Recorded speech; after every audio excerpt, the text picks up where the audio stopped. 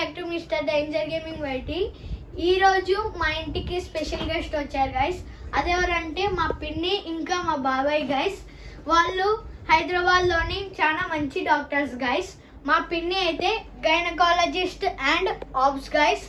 మా బాబాయ్ అయితే neuro surgeon guys, doctor Shahid guys. మా పిన్ని అయితే డాక్టర్ ఫరీదా.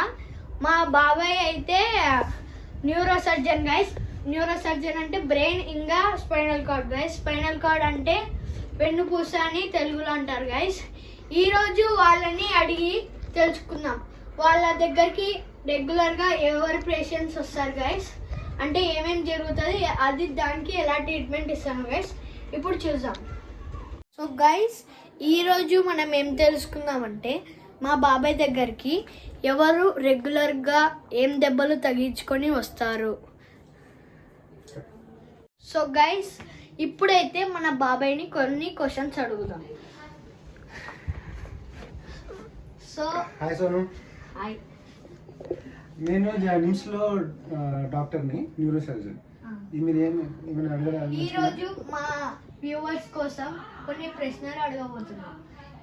మీ దగ్గరికి రెగ్యులర్గా ఏ జనాలు వస్తారు, ఏ దెబ్బలు తగ్గుతారు? మా హాస్పిటల్లో చాలా మంది, సగం కంటే ఎక్కువ మంది హెడ్ ఇంజరీస్తో వస్తారు. అంటే తలకి దెబ్బ, యాక్సిడెంట్ అయ్యి తలకి దెబ్బ తగిలి వస్తారు.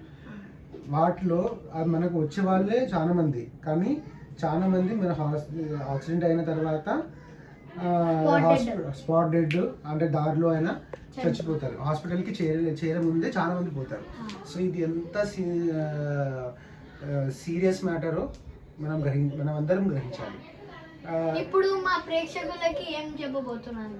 సో మెసేజ్ ఏమంటే, మనము ఎస్పెషల్లీ 2 వీలర్స్ డ్రైవ్ చేసేటప్పుడు హెల్మెట్ యూజ్ చేయడము, ట్రాఫిక్ రూల్స్ సరిగా పాటించడము, అవన్నీ చేయాలి. చేయకపోతే చాలా ప్రాబ్లమ్స్ వస్తాయి. హెడ్ ఇంజరీ చాలా ట్రీట్మెంట్ చేయడం కూడా చాలా కష్టము. దాన్ని అవాయిడ్ చేయడమే మీకు బెస్ట్. జాగ్రత్తగా ఉండండి, మీరు మంచిగా ఉండండి. సో గైస్, మన డాక్టర్ అయితే చాలా మంచిగా చెప్పారు గైస్. ఇప్పుడు మన గైనకాలజిస్ట్ ఆబ్స్ అయిన మా పిన్నితో మాట్లాడదాం గైస్. సో గైస్, ఇప్పుడు మన ఆబ్స్ అండ్ గైనకాలజిస్ట్ డాక్టర్ ఫరీదా గారితో మాట్లాడబోతున్నాం.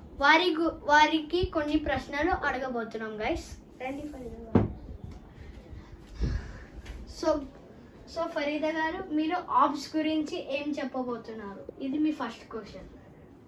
ఆబ్స్ అంటే ప్రెగ్నెన్సీ గురించి ముందు మెయిన్లీ చెప్పాలంటున్నాను. వెన్ యూఆర్ మీరు ప్రెగ్నెంట్ ఉన్నప్పుడు ఫస్ట్ 3 monthsలో మీకు చాలా వామిటింగ్స్ ఉంటాయి, ఎక్సెస్ ఆఫ్ వామిటింగ్స్ ఉంటాయి. అది it will control. After 3 months అలా ఉండడం వల్ల అది కంట్రోల్ అయిపోతుంది.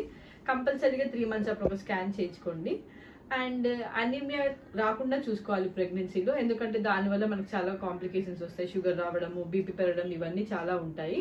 అందుకు మనము ఐరన్ టాబ్లెట్స్ కంపల్సరీ తీసుకోవాలి. ఐరన్, కాల్షియం అండ్ మల్టీవిటమిన్ ఇవన్నీ తీసుకోవాలి.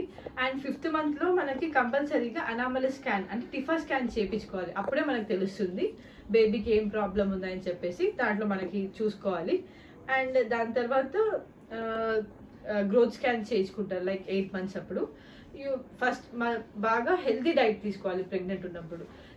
తినడానికి అవ్వకపోతే కొంచెం మీల్స్ కనీసం ఒక 6 times 4 times ఏ డే తీసుకోండి.